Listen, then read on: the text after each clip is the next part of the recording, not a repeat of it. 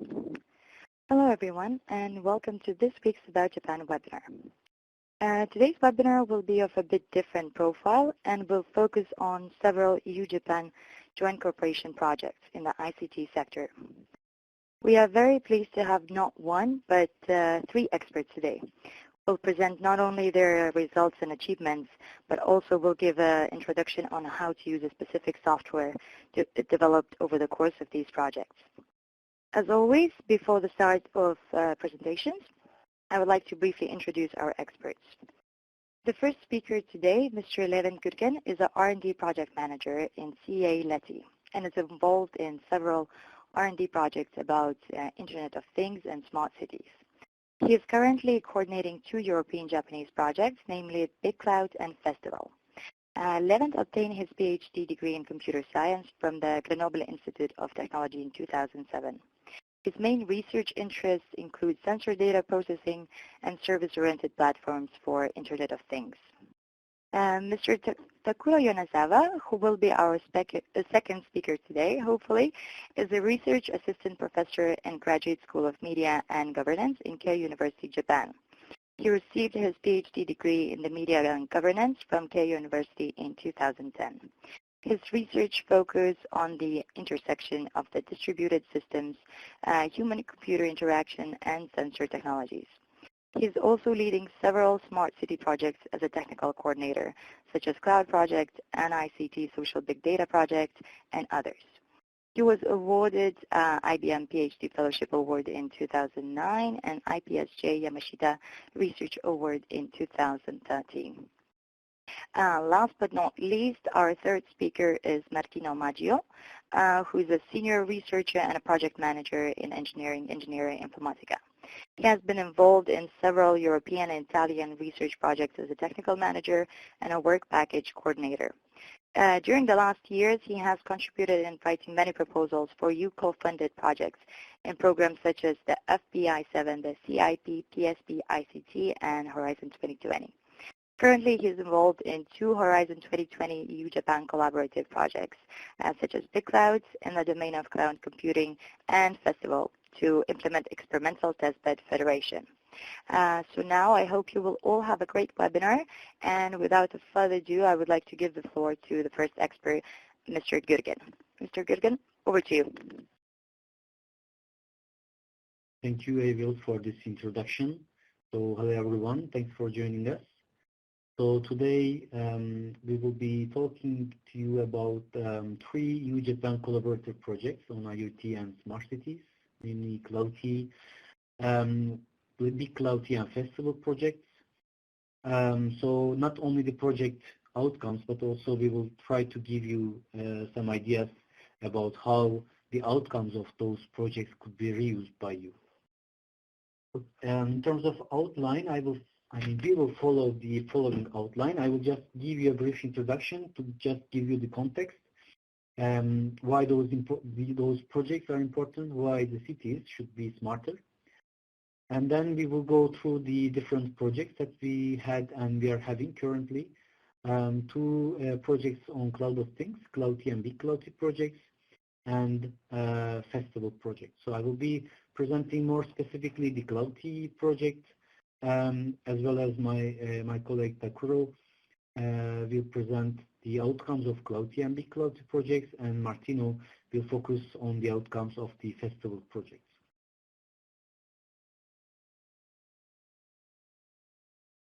Okay, why cities need to be smarter? As you probably heard, more than half of the world population lives currently in cities, and urban population percentage is around 75% in Europe. And all this with only occupying 2% of the Earth's surface, cities use already 75% of the world resources. And with this increasing population, the resources in civil infrastructure such as water, energy, public transportation, parking spaces, buildings, roads, bridges, they all need to be shared by this increasing population. So this has direct consequences on the city life in terms of quality of life of citizens, security of citizens, that should be improved, maintained already, and then improved by the ICT technologies in the future. Um, Here there are some interesting facts actually also showing why the cities should be able to start better managing their resources. For example, in Europe, 50% of energy consumed today is important and which is expected to reach 70% by 2030. And indeed, European Commission has fixed some targets of these 2020 targets, which aims at reducing by 20% the greenhouse gas levels, reducing by 20% the energy consumption, and increasing by 20% the renewable energy usage.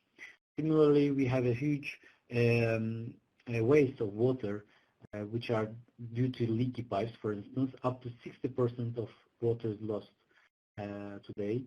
Similarly, in the transport, just give you interesting facts here that in Europe and US, for example, they spend from 5 to 10 working days per year stuck in the traffic, which has huge impact on the environment, which has huge impact in the efficiency of people, for instance, and other problems that these facts cause.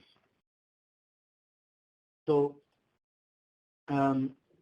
what is smart city? So, in order to understand what is smart city, we may need to remind this definition of smartness, actually, which is the ability to think and respond quickly and effectively. So a smart person, for instance, would be a person that would be responsive to all going around, would be fast to analyze, reason, plan, and make decisions, fast to react with desirable effects. So this is not different from a smart city, actually, which would be indeed responsive to all going around.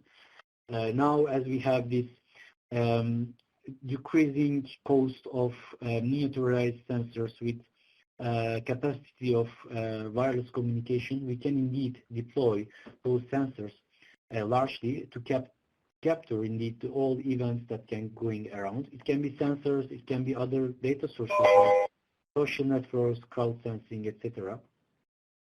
And in terms of the rapidness of analyzing, reasoning, planning, we have now all the technology that are emerging in terms of big data analytics, complex event processing, business intelligence that helps indeed increasingly to give this make fast decisions, and in order to react fast to the, and those actions should have desirable effects with real-time actuating, applying quick measures, collecting feedbacks, and iteration. So we, if we summarize, so we have all of these data sources, all the sensors in the city, let's say, social networks, mobile applications, World Wide Web, legacy devices, IoT devices. We have a huge potential of data that can be exploitable in order to build a kind of smart city platform which would indeed collect the data, analyze the data, extract knowledge, plan, predict, and plan some actions to increase the efficiency in the city environments. Then all this data which have been processed and which have been obtained as information, high-level information, can serve to provide high-level citizen-centric services from different domains such as healthcare, energy, building, security, smart homes, smart shopping, etc. So for sure there are still some remaining challenges, despite of the fact that we have now, as I said, increasingly powerful small devices which have decreasing costs. We have those heterogeneous interoperability problems. We have everyday appearing standards, protocols, manufacturers that providing new types of sensors. So how to handle with all these numerous types of devices, protocols, and standards. Scalability problem, we are talking about millions of devices with big data coming from all of those devices, how to handle those. Dynamicity, so the physical world is dynamic. The software that we build to model that physical world should be also dynamic and should be self-configurable, self-manageable. If we talk about billions of devices, we cannot think about human administrators, but it should be the system should be automatically configured. And we are dealing with the physical world, so we have to be careful with the applications. Even if we need to do rapid prototyping, the applications that we develop should do what they intended to do. And for sure, the privacy questions, they are increasingly present in this smart city domain. So in order to deal with those challenges, we have here 3 EU-Japan projects, as I mentioned. The objective is to join the forces and to address those technical challenges that I mentioned. So the first project is the Cloud of Things for empowering the citizen cloud in smart cities. A project which has just ended in June 2016, lasts for 3 years. And then we had the follow-up project, which is BigClouT, which brings the big data aspects to the established ClouT platform. And then we have also the Festival project, which aims at providing platforms, tools to help experimenters to access to testbeds from the IoT domain. Let me start with the ClouT project. So this project, as I mentioned, started in 2013 for 3 years. We had partners, different profiles of partners such as University of Cantabria, Santander City, Genova City from Italy, ST Microelectronics, Engineering, and CALT. And from Japan, we had Panasonic, NII, NTT, Mitaka, and Fujisawa cities, as well as Keio University. So the objective was to apply the cloud model for IoT services. So in order to virtualize all of those city resources, such as legacy devices, social networks, mobile applications, IoT devices, and to bring those to an intermediate level, middleware level, where several tools and platforms would help the application developers to access to those data in a secured manner, and also to provide a kind of a unique access to those heterogeneous data sources. And then we provided some tools for end users, innovators, startups to build their own applications without worrying about the technical specificities of all of these devices, but accessing those in a unified way. So we have built field trials in 4 pilot cities, in Santander, Genova City, Fujisawa, and Mitaka. So we have focused on different application domains. So we have some issue on the here, but you can have all detailed information about those trials in the project's website that shows how we developed and the results of those trials that we have achieved at the end of the project. So we have based our deployments based on some existing infrastructure in different cities. So we had the Santander infrastructure. There are several thousands of devices already deployed in the city in domain of environmental monitoring, smart navigation, some mobile nodes on city buses and taxis, traffic sensors, parking sensors, etc. Similarly, from Genova, we had some weather-oriented, environmental monitoring-oriented sensors deployed in the city. Also, about 150 devices deployed in the city. Genova is a zone which has high risk of inundation, so the objective was to inform the citizens in case of danger.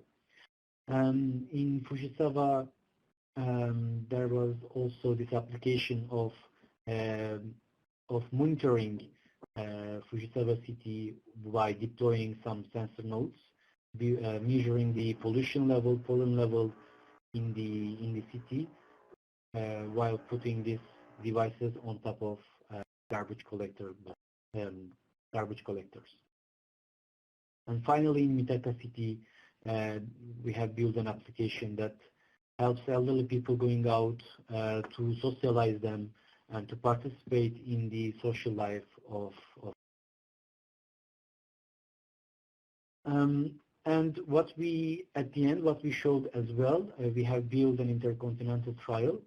Besides these individual city-level deployments, what we did, we showed how, with a unique platform, ClouT, how we could gather all of these data, this heterogeneous data, in a uniform way, and we provided that data on the upper layer to different applications, to different tools, such as dashboards, intercontinental competition application, data mashup tools, or service development tools.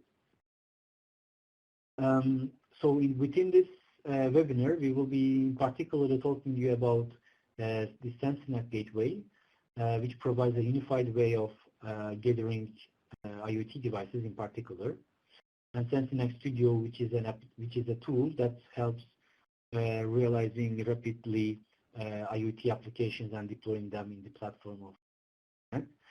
And then Takuro will be presenting two software from KU University, which sensorize the web pages, and also a scalable publish subscribe protocol.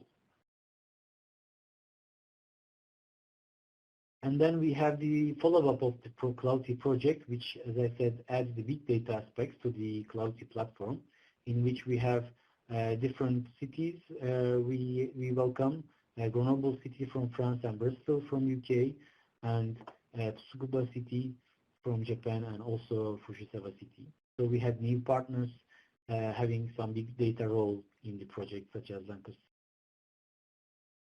and also Tsukuba University, Japanese side. So as I said, in this project, in the ClouT project, we focus on how to collect data and how to store them in a cloud storage. In BigClouT, we are adding now aspects of edge computing, how to do pre-processing on the gateway levels, as well as, if possible, on the device level. And then also on the cloud level, how to extract some high-level information from the obtained data, which was not really the focus in the ClouT project. So as I mentioned, I will talk to you about our IoT platform that we have built in this ClouT project, which aims at, as I mentioned, unifying the access to different IoT devices and IoT platforms. So as I mentioned, there are many IoT protocols and platforms currently being developed. So our platform provides a unified access to those heterogeneous devices and platforms in an on-demand, real-time manner, periodically or event-based access, or access to historic data. And developers can indeed use their favorite protocol to gather data. It can be RESTful APIs, it can be MQTT, it can be XMPP, or JSON RPC, etc. And we are also providing the SENSINACT Studio tool, which visualize that data, the devices. We can perform some device management actions, as well as we have a tool that helps developing rapidly applications. So the objective, the main features of the SENSINACT platform is that we have a device as a service approach, which increases the flexibility of adding, removing, updating devices with a minimum impact on the running platform. So everything are as services. All the functionalities of devices, they are represented in terms of services, so that adding a new device is like adding a new service that can be discovered automatically, that can be used dynamically even with already running applications. We have a modular development and deployment, so that the applications can be deployed in a modular way. If we want to add support for new protocols, we can do that also in a modular way, so that we don't need to restart, for example, the platform. We can dynamically add support for new protocols. We are based we are following model-driven engineering, so we have these tools that provides dependable application development. So we are applying some verification and validation mechanisms to be sure that what we are developing and what we are deploying, they do what they intended to do. We are also providing these 3 levels of processing on the device level, on the gateway level, and on the cloud level in order to distribute the data processing at different levels. And we believe, which is proven by our partners, that we have a short learning curve that we can easily learn how SENSINACT works and start to build the applications quite easily and rapidly. So as I mentioned, we have the service-oriented approach. All devices are service providers, so they can be physical devices, they can be virtual devices, and each of them provides different services, and services export some resources. So a communicating node can include sensors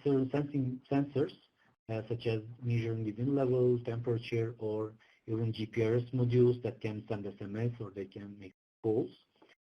And so that an application that needs a temperature server or that needs a service that sends SMS, they can dynamically discover and use that service.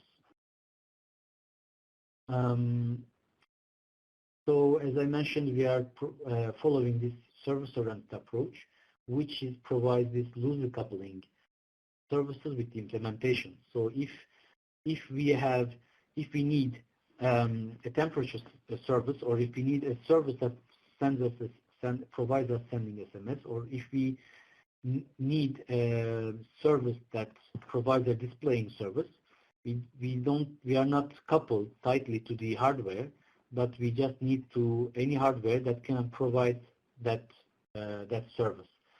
So that even if one device falls, or if you want to replace that device, we don't need to make any modification in the software level.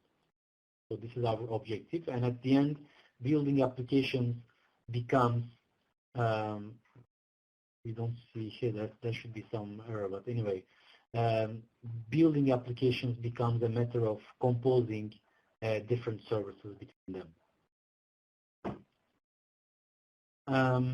And as I mentioned, we have also a development environment, so the developers can connect to those different APIs that we provide. They can gather data, they can make actions on the platform, and then they can deploy to the platform the applications that they build. So our platform is not only a platform that provides data in a unified way, but also is a container of applications that developers can deploy applications into the platform. So as I mentioned, we are providing these tools that helps visualizing, also building applications. So in terms of building the applications, we have our domain-specific language, so which is based on our own event if condition do action paradigm. When we detect some events, we can verify some conditions, and then we can do some actions, which allows us building quite rapidly the applications that it covers actually most of the requirements that we have together in terms of IoT applications. So I will not go into detail, but you can have more information about that. Either you can contact me, or you can also have more information on the project's website. So SENSINACT we have been developed in different collaborative projects in Europe and also with Europe, Japan. We have also currently EU-Korea project, WISE IoT, in which we will be deploying SENSINACT for a use case from the smart ski station use case, having some deployments also in Pyeongchang in 2018 with the Winter Olympic Games. We now have 2 new projects starting in January in terms of food and farm. We will be using SENSINACT to monitor vineyards in Bordeaux to increase the efficiency of the domain that will be involved in the project. Activate project also has started in January. The objective is also to deploy SENSINACT in about 100 houses in our region, renewable region, to help them to be more autonomous at home, to automatizing some daily tasks of the elderly people. So we are quite active in the European IoT and smart city ecosystem, and we are increasingly building an ecosystem around this platform. And just the last slide from me, just to say that, okay, we are providing this modular gateways, supporting different various protocols, since we do not have a de facto standard in the IoT domain. And we are providing this loosely coupling service implementations to increase the maintenance and to decrease the time necessary to build applications. And also with this powerful runtime environment, we facilitate continuous operation and evolution of the software systems with reduced maintenance costs. And we have the open approach, so SENSINACT will be open in the coming days. So it will be an open source platform. With this open approach and short learning curve, we hope to increase the users of SENSINACT with the objective of building an ecosystem. So from my side, that's all what I wanted to say. Very good. I guess we will give the floor to Takuro, right? Jürgen, thanks very much. Yes, indeed. If Mr. Yonezawa is ready, he can start. Hello, can you hear me? Yes, perfectly. Okay. Mr. Yonezawa, the floor is yours. Sorry? The floor is yours. You can Okay, start. thank you. No worries. Okay, so thank you for inviting, thank you for giving me this opportunity. So I'm very happy to present our research and development works with the ClouT and BigClouT project. My name is Takuro Yonezawa from Keio University, Japan. My talk part is about how we are booting the open smart city in Fujisawa with sustainable physical and cyber sensing. Okay. So Keio University is involving ClouT and BigClouT project. So as Devin said, the ClouT project was started in 2013, and after that, we are now running a BigClouT project. So let me talk more detail about the difference of ClouT and BigClouT. So here is the current world. We are living in real world. So this box means the volume of information which is lying on the real world. So we partially collecting the data from real world, but the size of the information we already collecting is very small compared to the real world. And also there is some delay to get the knowledge of the real world. So then what we tried in ClouT project is increasing the data volume from real world and through the IoT or people or cyber world. And also we'd like to increase the speed of the getting information and also the analyzing the information, the simple analysis. So I think we are approaching the equal volume of the real world and the cyber world in the next decade. And also then, if we can get the information, the equal size of the information from real world and analyze the information, we are thinking that we can predict the future first in the cyber world. So in that sense, the relationship between the real world and cyber world is changes, turned over, so we can see, we can understand what will be going on the next real world, and we can also choose the future. So if there is an accident, a car accident in this area in the future, I think we can make a plan to resolve, to avoid such future. So this kind of the vision is we are now thinking in the BigClouT project.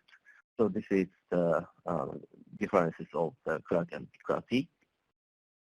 And let me define once again what is smart city. So we are thinking that smart city means that city which has awareness and responsiveness. So awareness means that the city can understand and predict city in real time, and also responsiveness means that it can change city's functionalities or people's behaviors according to city situations. So we would like to leverage those smart functionality of the city to support citizen life, environment issues, and economy, etc. So to create such smartness in the city, let me start from the legacy city elements. And you can see the legacy city elements which has no computer power or which has no IoT resources.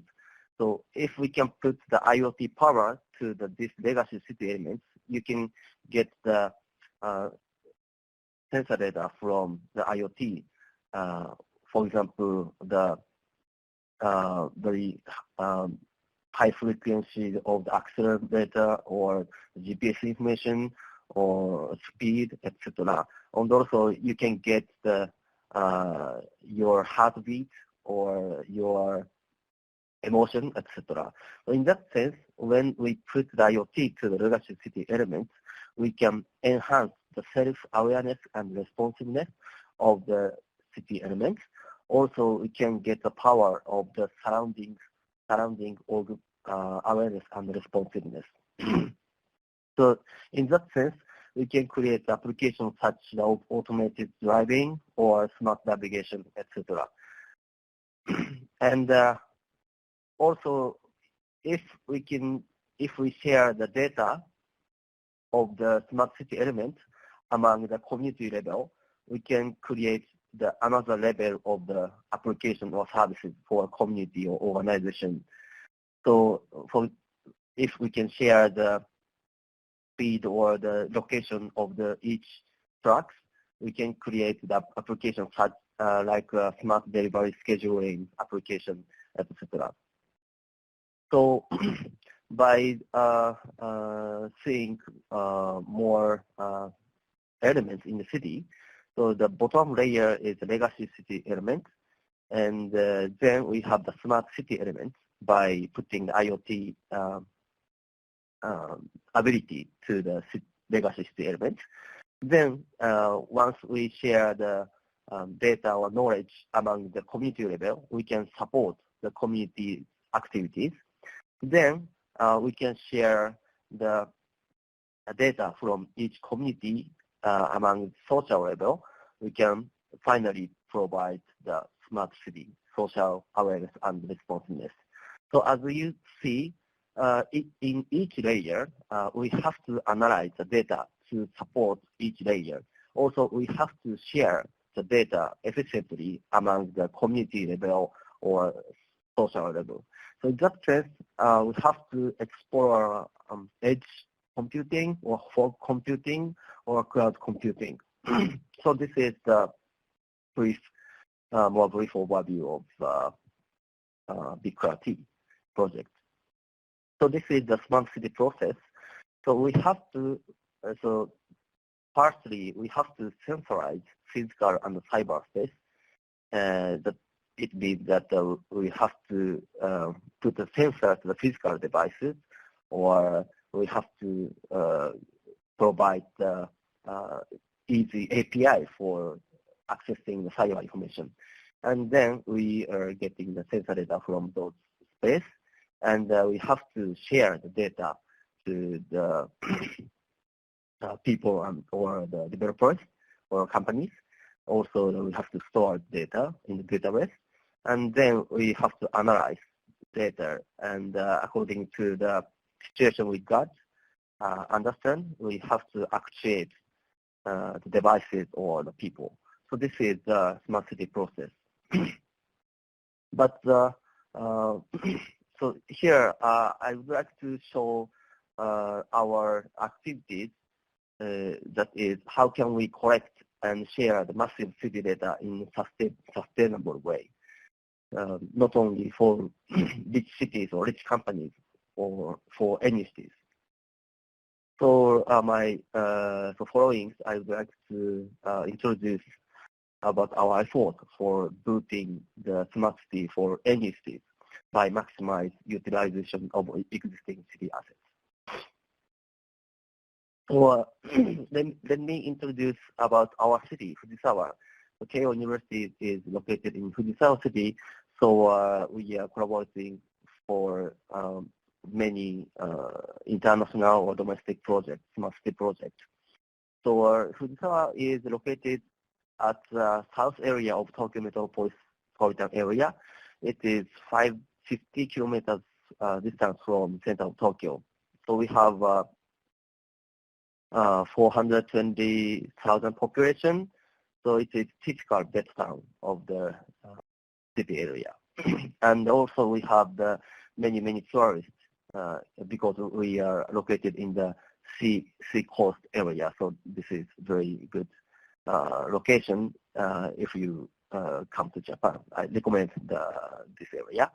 Okay, so so through the several smart city projects, we are discussing about the city's problem or citizen problem.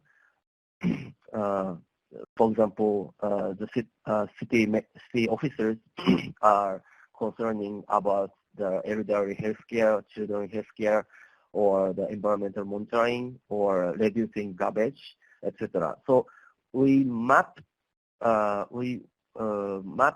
these problems with our latest research and development technologies, and we made a system or services, and also we are doing the several field trials through the ClouT and BigClouT. So first, I would like to introduce the sensorized physical world. So the straightforward way to make cities smarter is putting many sensors into the cities. So, but yeah, if you are very rich, or if you get the many funds by government or the funding agency, I think you can take such approach. But most of the city, I think they have no such money cost to install the many sensors in the city.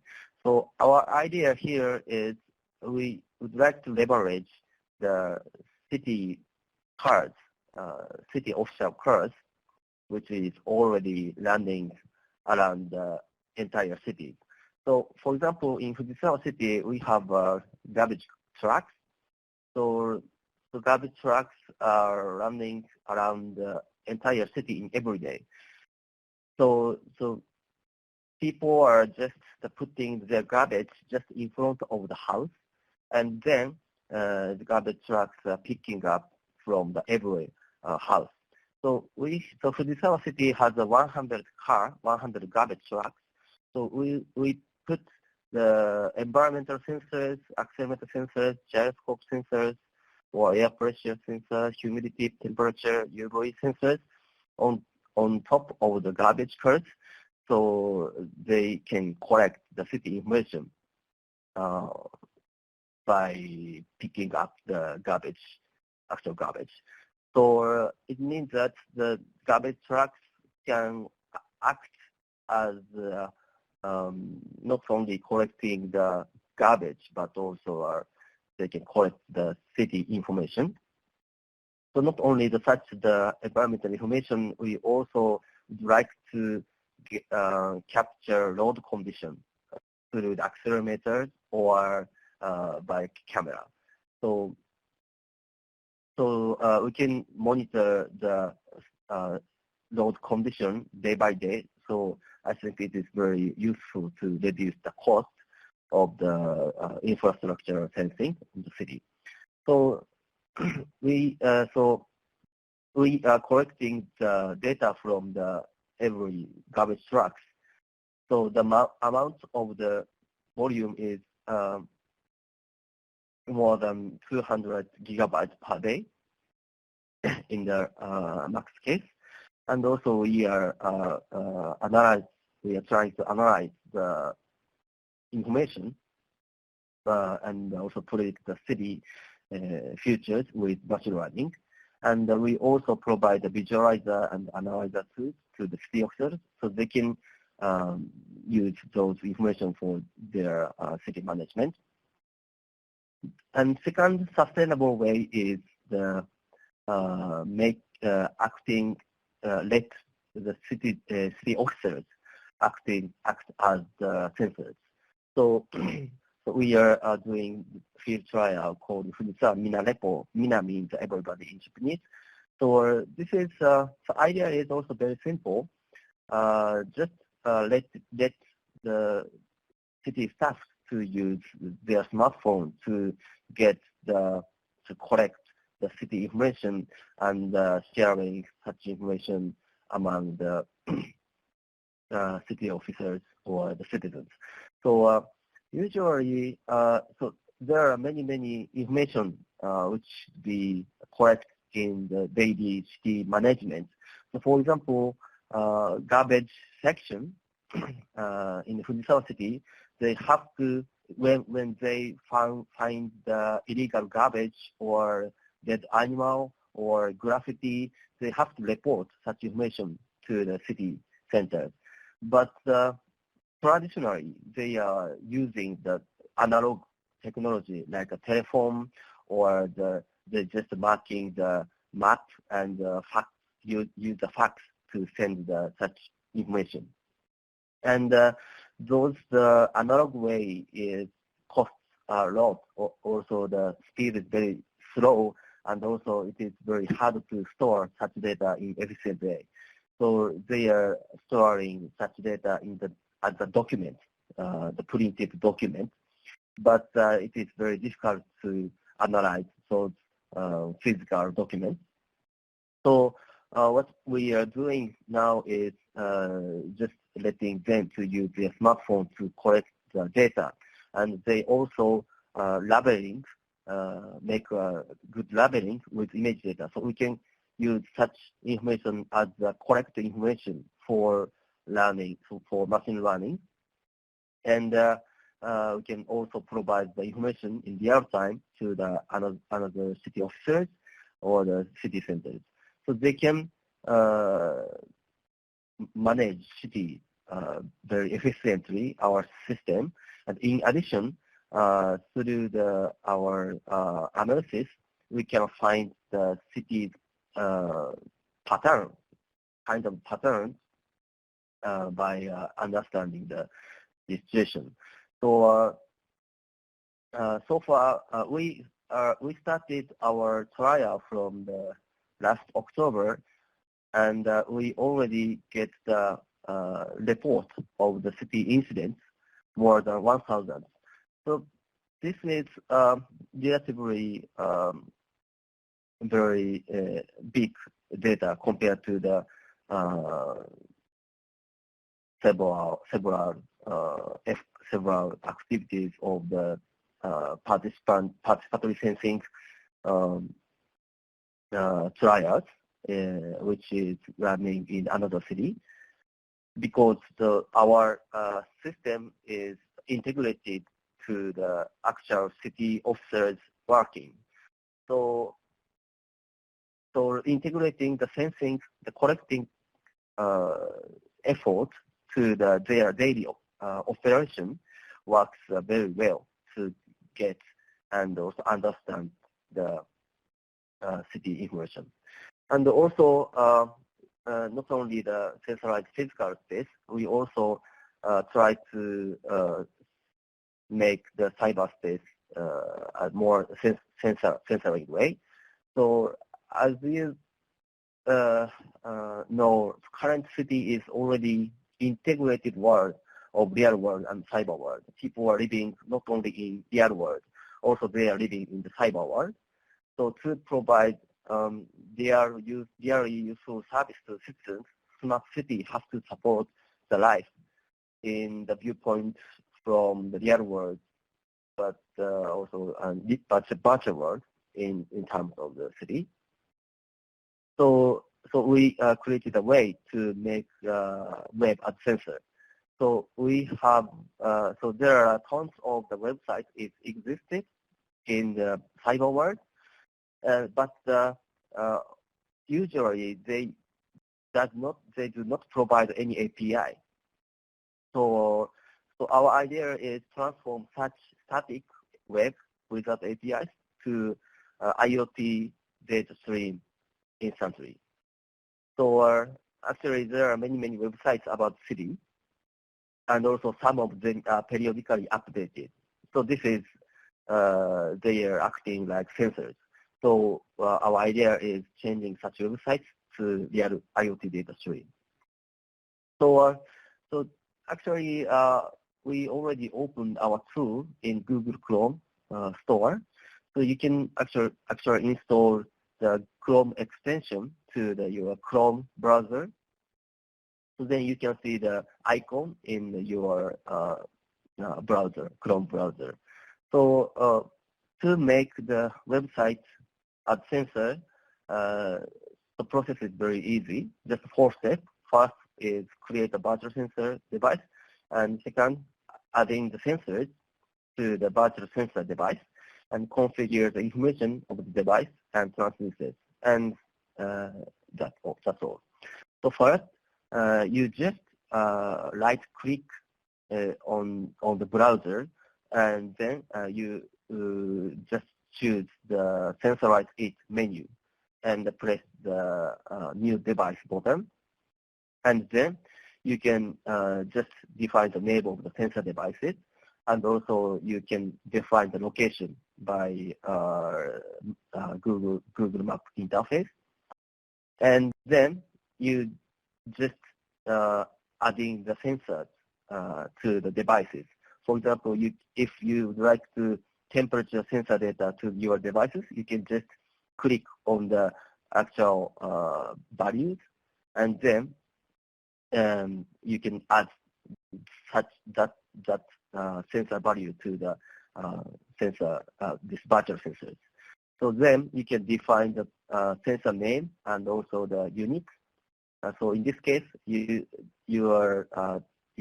already added the 6 sensors, and also the defining the units like Celsius or percent. So then so our system accessing the website periodically in a certain period, and publish the information as the IoT protocol through the IoT protocol. So this is manual way, but we also have the technology of automatic sensorizing mechanism. So once you define the sensor, our system try to find similar websites, and our system try to create sensor automatically. So through our system, we already had many kinds of the city, virtual city sensors, and we also map those information in real time in the two-dimensional visualizers, or the project map to the 3D printed the cities. So this information, the sensor data from garbage collectors, city officers, or the sensorizer, web sensorizer, those information are delivered through the unified platform. So you can so this is based on the XMPP protocol, but customized for sharing such sensor data to the various people or developers. So you can also try our platform through our website. So this is open source software. We already provide the source code to the world. And also our system is cooperated with the COAP or MQTT through the SENSINACT gateway, which is presented by the event. And so far we have various data volume and diversity. We have more than 500 sensors, virtual sensors. So each single virtual sensor node have like 10 sensors. So we have more than 5 million sensor data stream, and we are collecting more than 20 gigabytes per day. So by analyzing those various sensor data, we can understand the city in more efficient way. Okay, so I think I am running the time, so let me skip. So I just show the several multi-sensors integrated applications at the end. So first one is city dashboard. So okay, now we have the many sensors. Some sensors are from the website. Some of sensors are physical world, like IoT. So we can just pick up from the data from our platform and showing the latest information in real time at the city dashboard. So this is an integrated way of showing the various kind of sensors in real time through our platform. Also, we did the Smiley coupon trial. So this is the coupon system. So you can see the man is standing in front of the public display, and he is smiling. So according to the smile, the discount percent will be changed. So if you have a big smile, you can get a good deal. But at the same time, this coupon connected with the city sensors, and those sensor information is also affect to this discount. For example, if it is raining in city area, so you can just use that information to increase the more good offer for citizens to change their behaviors in rainy days. So we already did the international field trials. So we firstly we did this Smile coupon activity in Fujisawa, Japan, but also we tried our trial in Santander. So we have very flexible platform, so it is very easy to the use of our application in another city. So that's the advantage of ClouT platform. So we have several things lessons learned. So only big companies or cities can lead smart city. So we think it should be not. So we are now taking the possibility to leverage existing assets of the city as much as possible. For example, the daily city service and sensing tasks. So I showed we are trying the kind of piggyback sensing system of the public cars or city officers. And also by leveraging cyber world information, we can generate massive IoT data stream without new IoT deployment. So we have the possibility to leverage any city information to enhance any existing services.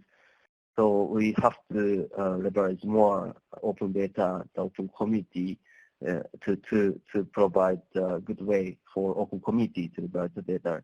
And we would like to provide open smart city ecosystem.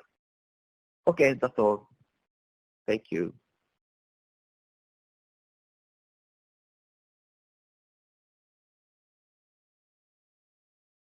Thanks very much, Mr. Yonezawa. Mr. Maggio, you can go ahead with your presentation. Yes.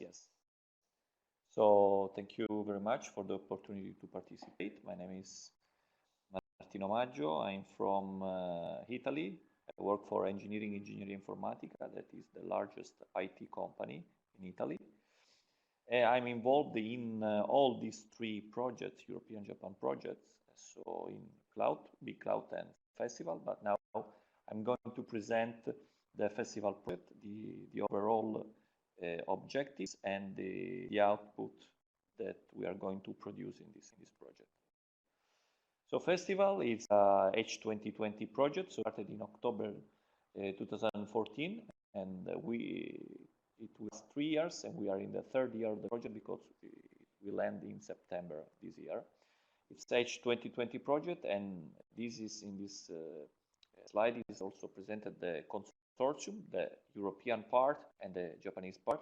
So CA and Levent is the coordinator for the European part, and for the Japanese side we have the Osaka University coordinator. And all are listed the different companies that are involved in Japan and in Europe. So which are the main objective and the context of the project? The project want to solve and want to tackle some issues related to the problem that sometimes technology and services developed for smart ICT need some platform for testing and validation.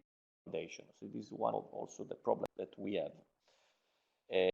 Also, we have the problem that sometimes test algorithms or software on testbeds. It's a problem because large testbeds are difficult to manage and to set up. So it's not possible to have a specific to own a specific testbed, but we have to access to other testbed. And so another problem is related to the technologies, because we have different testbeds in Europe, in Japan, that can be accessed by different based on different technologies, and so are isolated. And this is a problem of interoperability. So the objective to this, the objective of Festival is to provide an access, an homogeneous access to a federated tested platform that will provide an approach that is called experimentation as a service. So a way to access in a service mode to different testbeds in a homogeneous way, in order to test and validate different type of IT technologies, algorithms, applications.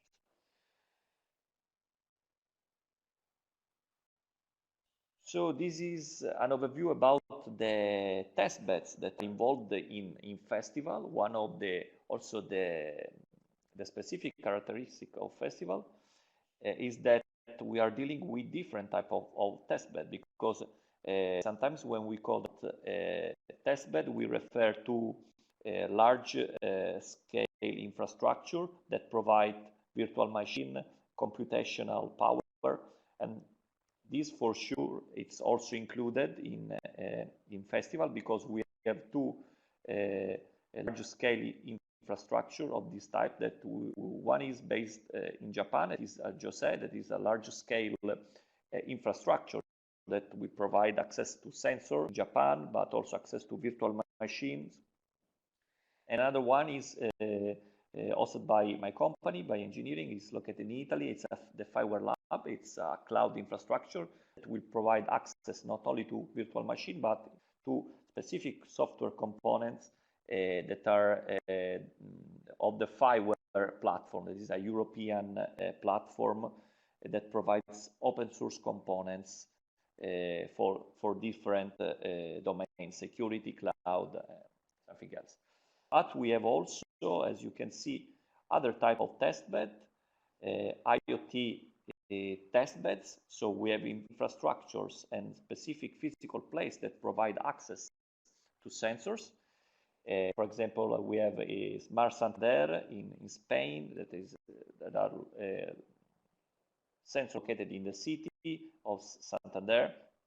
We have PTS that is a specific physical place also located in France, in which is possible to test different type of IoT technologies. Then we have ITR-DC that is experimental data center facilities, and iHouse that is experimental facilities to test sensors for IoT technology in the house. But also we have open data repositories in which is possible to access to open data related to, in this case, to City of Santander and Lyon. And we have also living labs, as you know, that are places in which citizens and different stakeholders are involved to design and to collaborate for example, new services in the city or to solve specific problem in the city. And we have one living lab located in Lyon and another one in Osaka, in the Grand Front of Osaka. So as you can see, there are very different test beds. So the concept of test bed is very different in our project, and we have to find a way. We found a way to federate these different test beds. What does it mean, federation? This is from technical side, means to create interoperability between different technologies, IoT technologies, cloud technologies, and to provide an access, uniform access, uniform data model, and API for external developers, experimenters to access to this service. And for sure, the final objective is to provide an integrated platform to support experimentation, in particular in smart city context.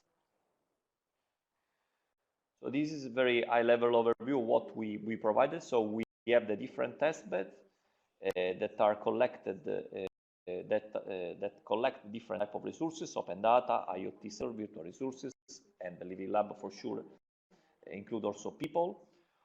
All these resources are federated at one level at the resource-based federation. So we have one federation for open data, one federation for IoT resources, one federation for IT resources, so virtual resources in cloud environments, and one federation for living lab. And then we have a federation of federation, you can see. So we have some API, some components that federate all of these resources and provide a homogeneous API to be accessed by third party or by federal portal. That is the main platform that we provide at the end, but this API can be also accessed by external application, external experimenters through different applications. So finally, we will have this generic API that through which it's possible to access to all these very different resources in a homogeneous way.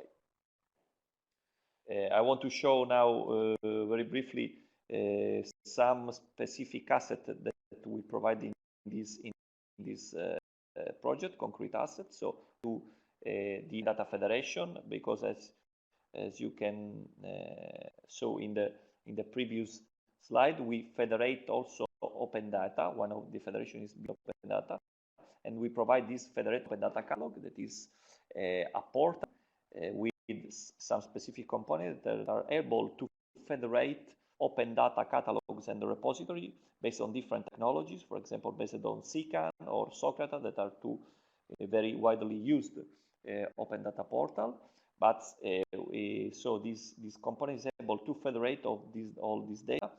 So it's possible to search on all the data set of different repository, but it's possible also to search in multi-language because we use Eurovoc Thesaurus, that is a thesaurus that includes all the European languages, but we also wanted to extend this for the Japanese language. So in the next future will be also possible to search for some terms in open data catalogs in one language, and we will able to find also, for example, Japanese dataset. It's an open source platform, so we're going to publish in the few months as open source repository, and it also provide API access for third-party applications. So this is the URL in which you can also test this platform, and for sure, if you want information about this specific asset, you can contact me. But the main asset that is provided by the festival project is the experimentation portal. So we provide two different experimenters to the consortium for sure, but as I will say later, also external experimenter, a portal in which is possible to perform different activities. So this slide show which the classical experiment workflow. So it's possible to access to the portal in a secure way to create experimenters. Create experimenters means also discovery resources. So an experimenter can access to different testbeds. For example, can access to IoT sensors, can access to open data, can access to virtual machine. So he can discover these resources, he can collect and reserve these resources for a specific experiment, and for a specific period of time, he can access to these resources and perform his experiment. Deploying also specific software in the virtual machine and accessing to IoT, for example, data and open data. So, and after the conclusion of the experiment, it's possible also to visualize in the platform the results, some specific KPI, some specific charts about the data I collect. So I am going to show some screenshot about this experimental portal that it's ready and will be released in few days. It's possible so from this web portal to access to different resources. So it's now it's a very high level because we don't have time to show a demo, but it's only to show that we have this web portal. So it's possible to discover resources, to access to different resources. So for example, in this page are show the access to virtual machine. It's possible to instantiate a virtual machine that are provided by Jose, as I told previously, and Fireware Lab in Europe. And it's possible to manage the experiment, so monitor the resources and get the data from these resources. And finally, also it's possible to show, to visualize measurement collected during the experiment. So data that are elaborated by specific algorithm, for example, that elaborates data from IoT sensors. It's possible also to show this using charts, because the platform gives the experimenter these possibilities. Only a very fast view on the different application domains, because in our project, for sure, we provide the platform, but we also provide some application to test this platform. So we have 3 specific domains. We have a smart energy, smart building, and smart shopping domain, in which for each of these there are several applications that will test, that in which the experimenters will be tested on the platform. So we have, for example, an experimenter related to smart shopping. So in a specific market in Santander, we want to monitor the different habits of the customers in the market to advertise specific and dedicated, for example, premium discounts or advertisements.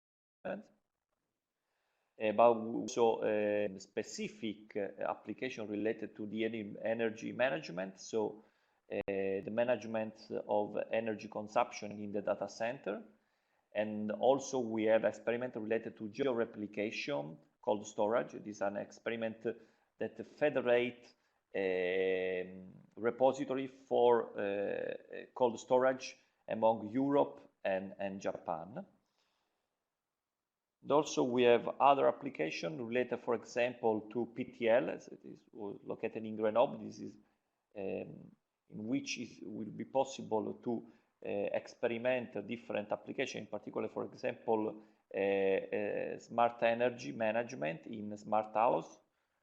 But also we have, for example, some deployment in experimenters in Kameoka and Maya Station in Japan, in which are deployed specific environmental sensors, and the data are shown to the people on the station. So we have different application, and we want to use our platform to support the experimenter on this domain, on this application. So I'm going to close the presentation. So on the expected impacts of these projects to building interoperability again. So to have interoperability not only related to the technologies, but also to the data, for example.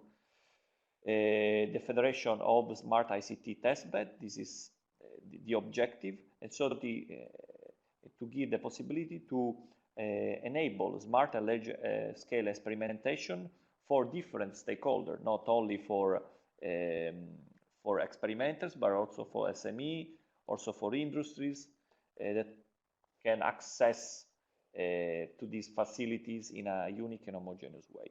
And the last one, my slide, is about the Festival Call of Experimenters. It's very important because our platform will be available in few days and will be available not only for the internal member of the consortium, but also for external experimenters that they want to apply.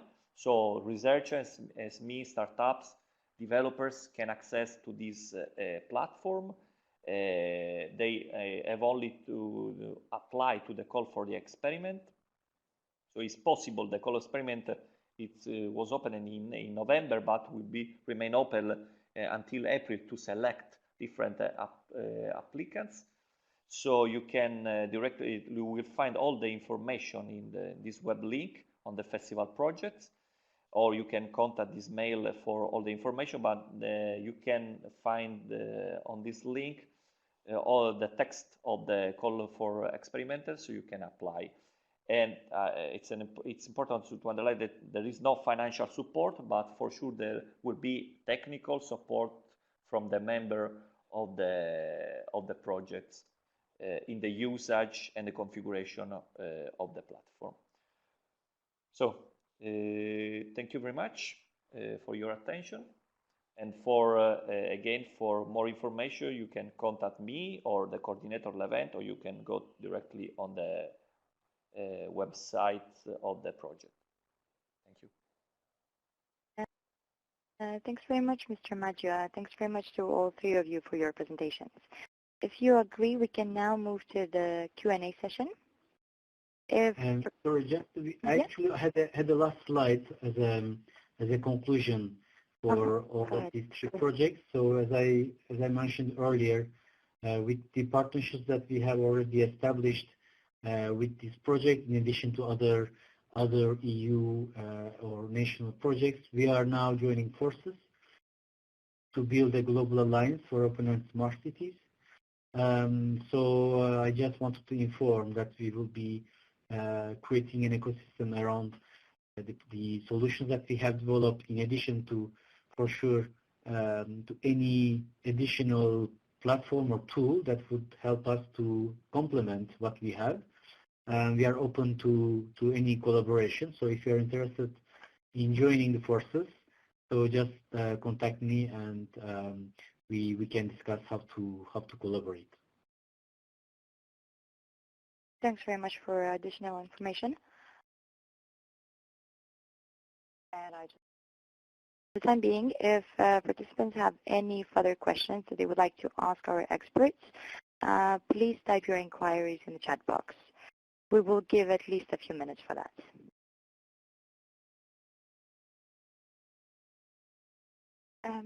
Dear speakers, I have one question for you. I'm not entirely sure to whom it's addressed to, but there's a question from Mr. Bering. How are you going to use your project findings for future city planning?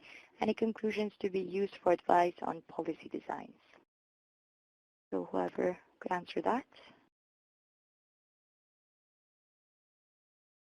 I can maybe try to answer on that quickly, and maybe Sure, my go other ahead. colleagues can also complete.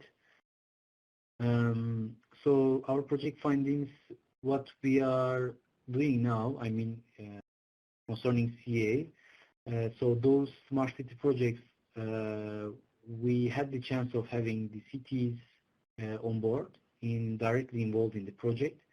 Now in the ClouT project was 4 pilot cities, now in the BigClouT as well, and from the festival project as well.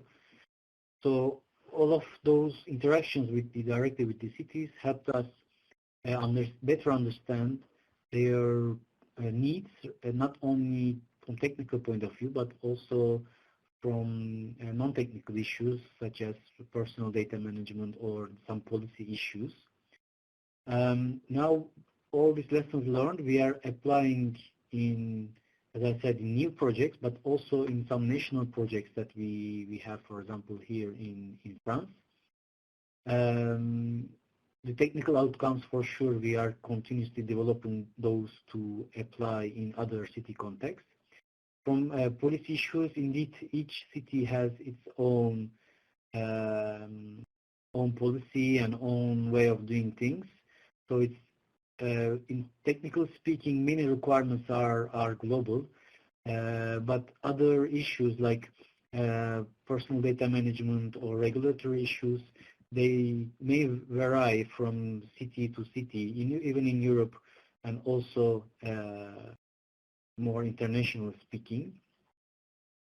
We learned things.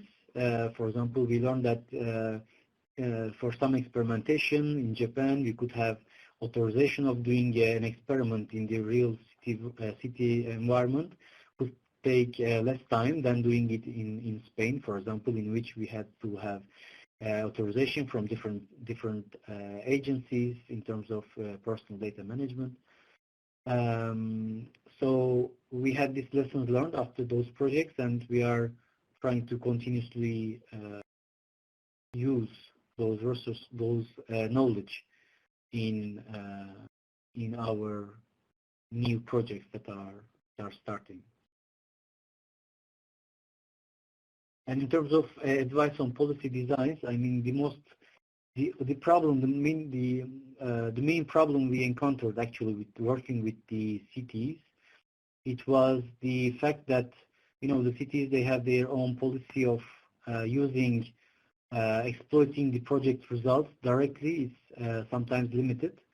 So if they want to make some deployments, if they want to use or kind of procure anything, they need some planning well in advance, and they have to open a public market so that a concurrency, competitivity should be involved in this open market. So in terms of applying directly the research results in the cities, it is not an easy task. Maybe that if, I don't know if there's any ongoing action on that, that could help to accelerate procurement of research results by the cities. That could be really facilitate and accelerate the deployments of research outcomes at the cities.